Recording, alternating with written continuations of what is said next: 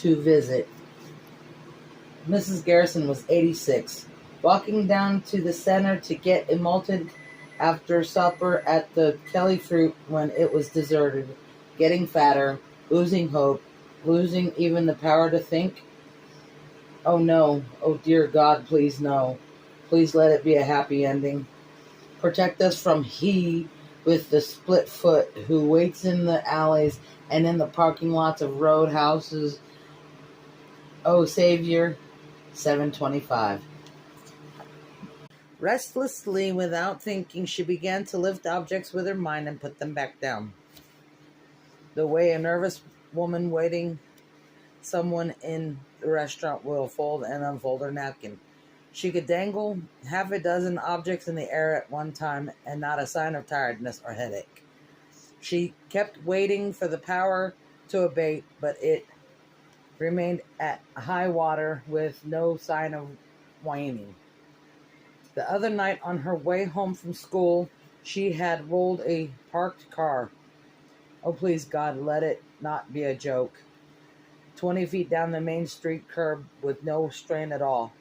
The courthouse idlers had stared at it as if their eyes would pop out, and of course she stared too, but she was smiling inside.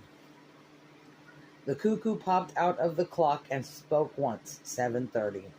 She had grown a little wary of the terrific strain using the power seemed to put on her heart and lungs and internal thermostat.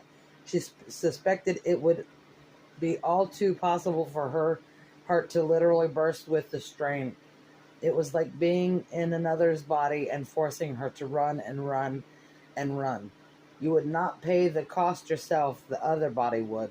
She was beginning to realize that her power was perhaps not so different from the power of Indian fakirs,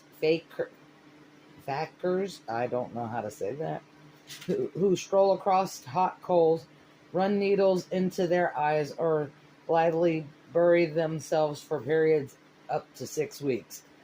Mind over matter in any form is a terrific drain on the body's resources. 7:32. He's not going to come. Don't think about it. A watch pot doesn't boil. He'll come.